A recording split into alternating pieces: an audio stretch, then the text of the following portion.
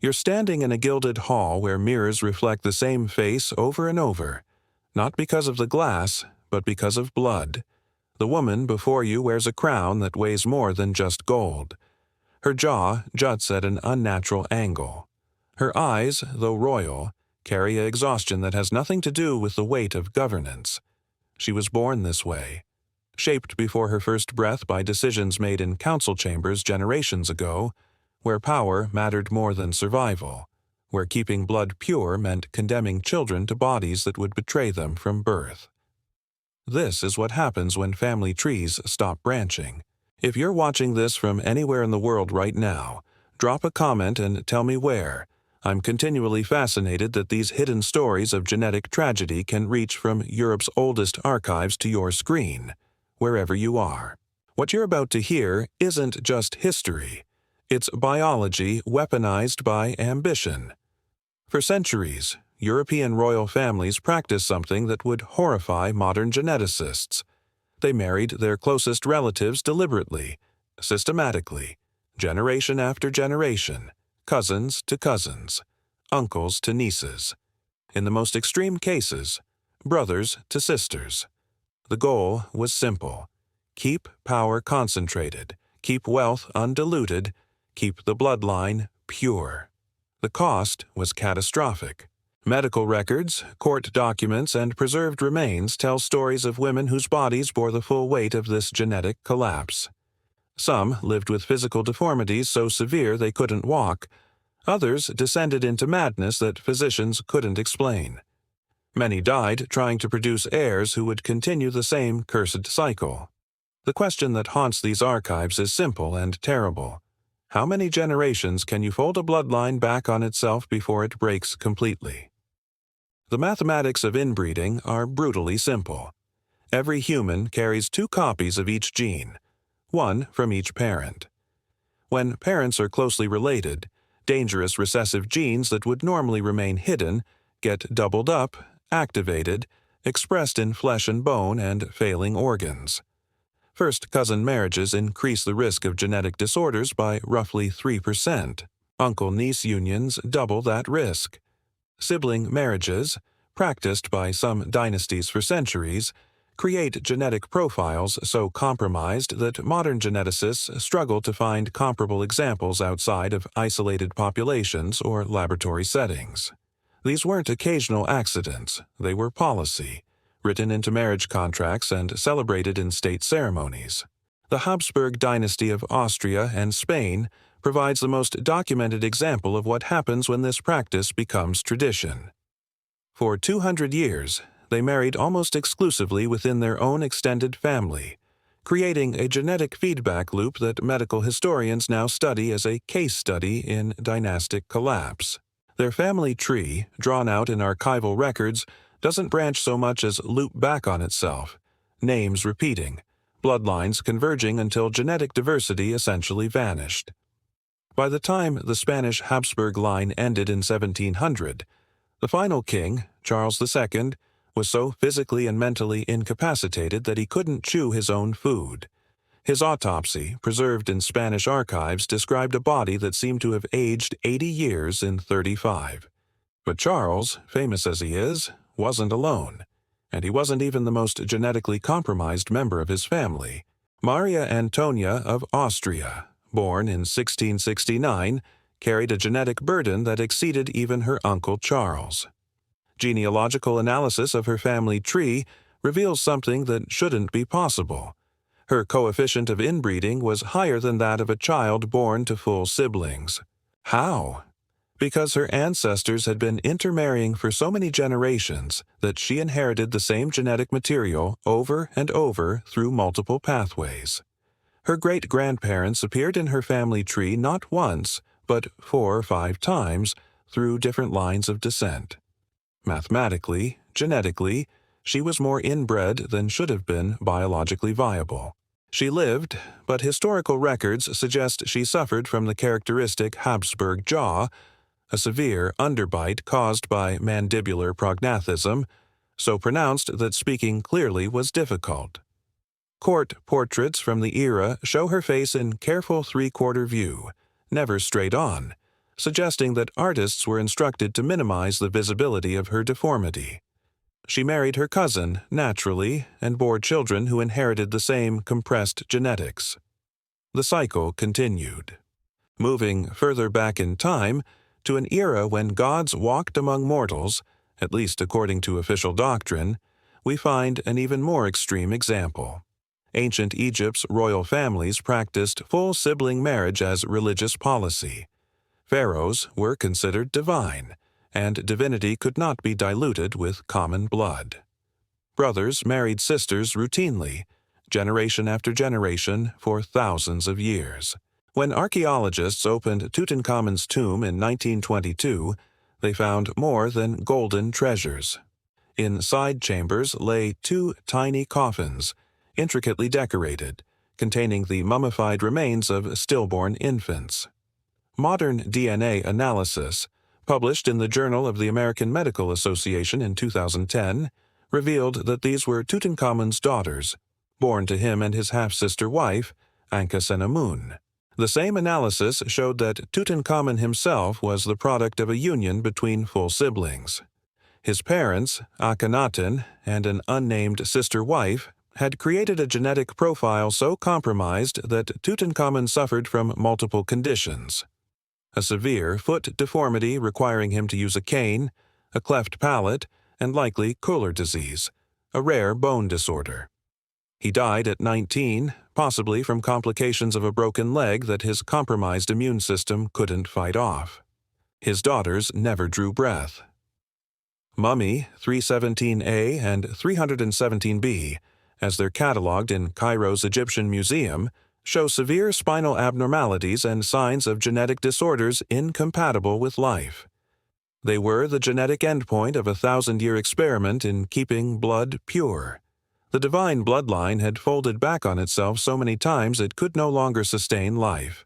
The Ptolemaic dynasty, which ruled Egypt after Alexander the Great's conquest, took this tradition and elevated it to high art. Cleopatra II, Philippa Tor, not the famous Cleopatra, but an earlier queen, lived in the 2nd century BCE in a family where sibling marriage wasn't just accepted, it was mandatory. Her parents were brother and sister. Her grandparents were brother and sister. She married her own brother, who later married their younger sister after Cleopatra II's death. The family tree, reconstructed from historical records, forms not a tree but a ladder, each rung connecting siblings to siblings, generation after generation. Records from this period, preserved in Greek and Egyptian sources, describe a court plagued by mental instability, physical deformities, and constant succession crises caused by infertility or infant mortality. The genetic load had become so severe that producing viable heirs became increasingly difficult. Yet the practice continued, driven by political logic that made sense to the rulers even as it destroyed their dynasty from within. The tradition didn't end with ancient kingdoms. It survived into the modern era, carried forward by royal families who knew what they were doing and did it anyway. Maria Huang of Portugal, born in 1734, became queen of a nation but prisoner of a bloodline that had been tightly wound for generations. 16th Iberian royal couples in succession had married close relatives, cousins at minimum, often closer.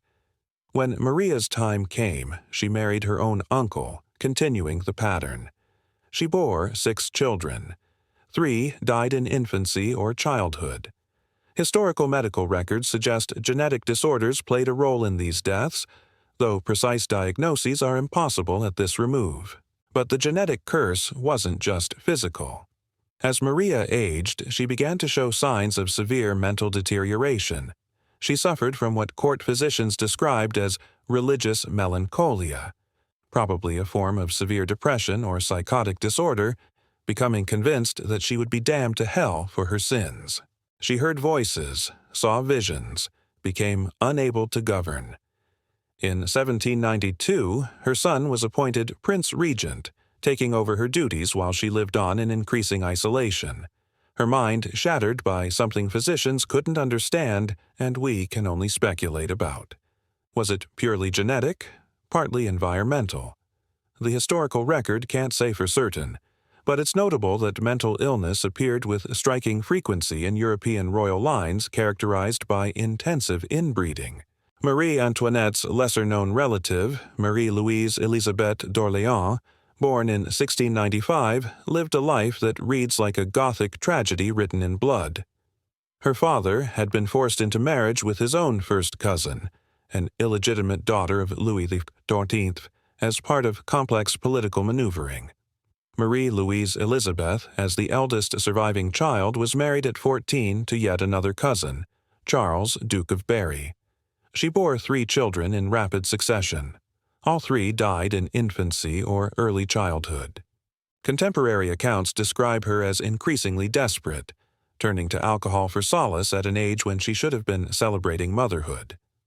Court gossip, recorded in memoirs and letters now preserved in French archives, suggests she was drinking heavily by 15 or 16.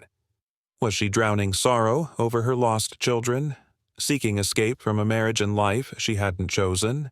Or was something darker at work, a genetic predisposition to addiction, expressed in a mind that couldn't cope with the horrors her body was expected to endure? She died at 24, her health destroyed, her bloodline another casualty of the obsession with purity. Even Napoleon Bonaparte, who built his empire on merit and military genius rather than bloodline, couldn't resist the lure of dynastic marriage when it suited his purposes.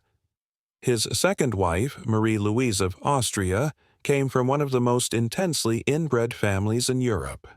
Her parents were double first cousins. They shared both sets of grandparents, making them as genetically similar as half-siblings. Of Marie-Louise's 11 siblings, 4 died in childhood.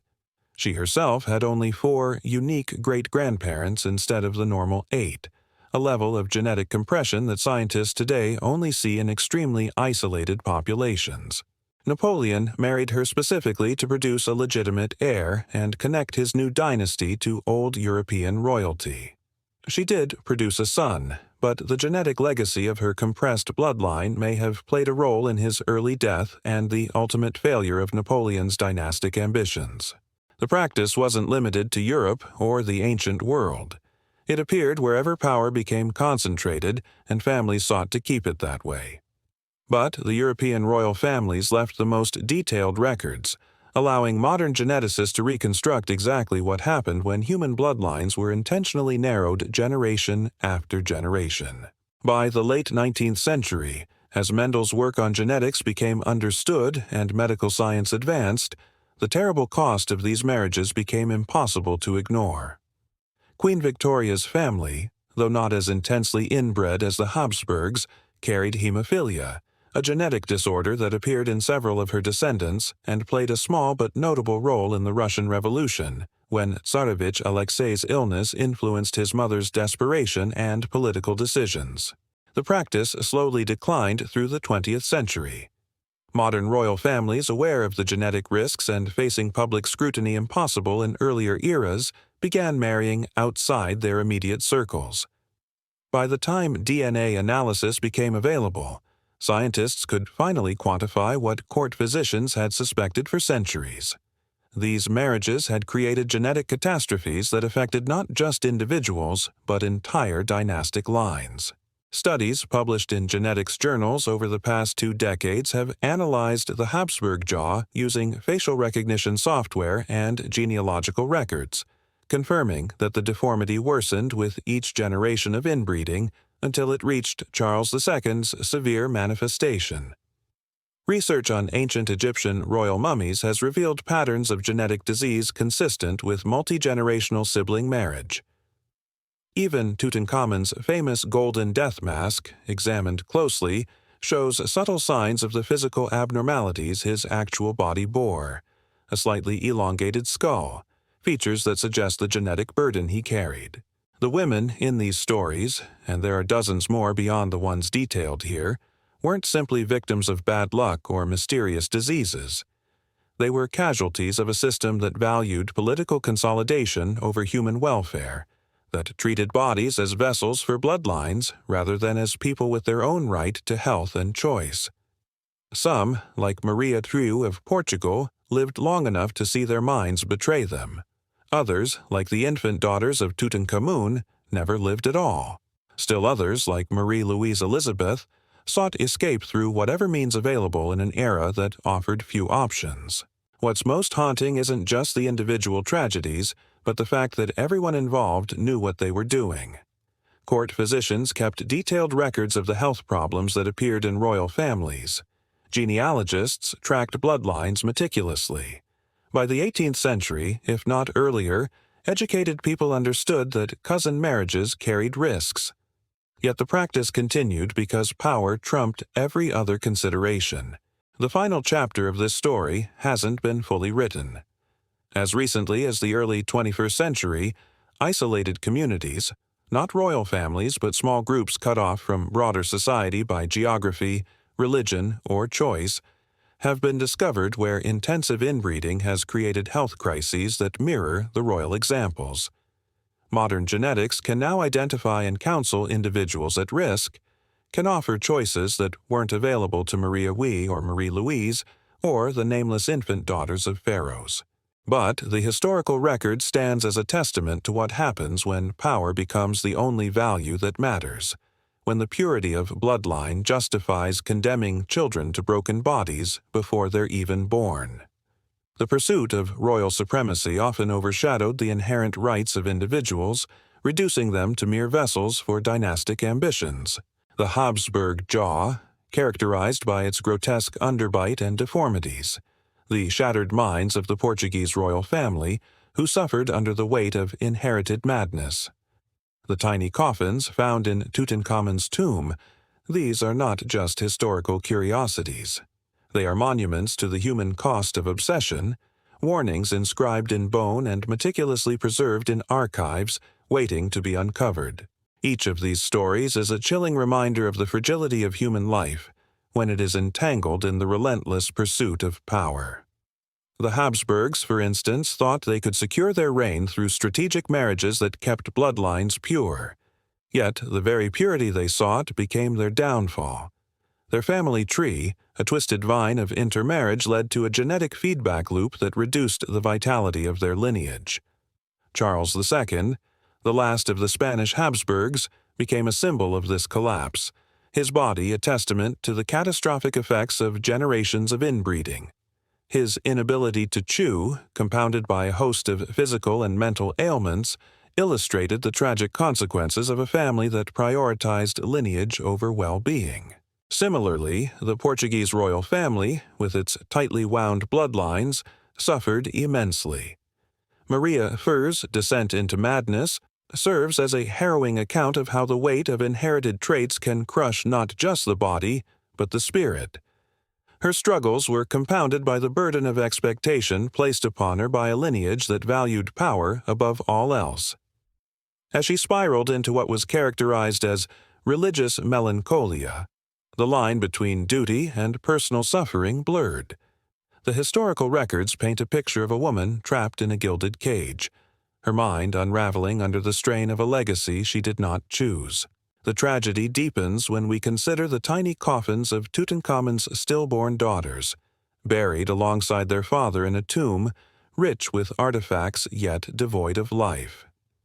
These infants, products of a union between siblings, epitomize the extreme consequences of a royal decree that sought to keep divine bloodlines untainted. The genetic burdens they carried were too great for their bodies to sustain. Archaeological findings and modern DNA analysis reveal how the ancient Egyptian royal families, in their quest for purity, crafted a cycle of life that became increasingly unsustainable, leading to the tragic outcome of countless lives never fully lived. These are not isolated incidents, but rather a pattern that emerges repeatedly throughout history, revealing the dark side of dynastic ambitions.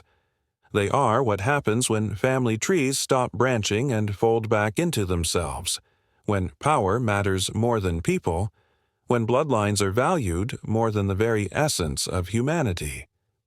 The mirrors in that gilded hall reflect the same face over and over, not because of glass, but because of choice.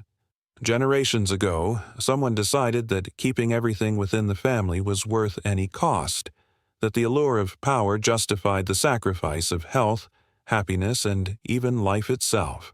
The women who paid this cost in their bodies, their minds, their lost children, deserve to be remembered not as mere footnotes in dynastic histories, but as the human price of power taken to its logical, terrible extreme. Each of their stories is a reminder of the moral dilemmas faced by those in power, dilemmas that resonate even today. The legacy of these royal families serves as a cautionary tale, urging us to reflect on the ethical implications of our choices and the values we prioritize. As we delve into these narratives, we must honor the lives lost and the suffering endured, recognizing that their stories are not just relics of the past, but critical lessons that speak to the enduring intersection of power, family, and the intricate web of human genetics. In doing so, we ensure that their sacrifices are not forgotten, but serve as a sobering reminder of the responsibilities borne by those who wield power.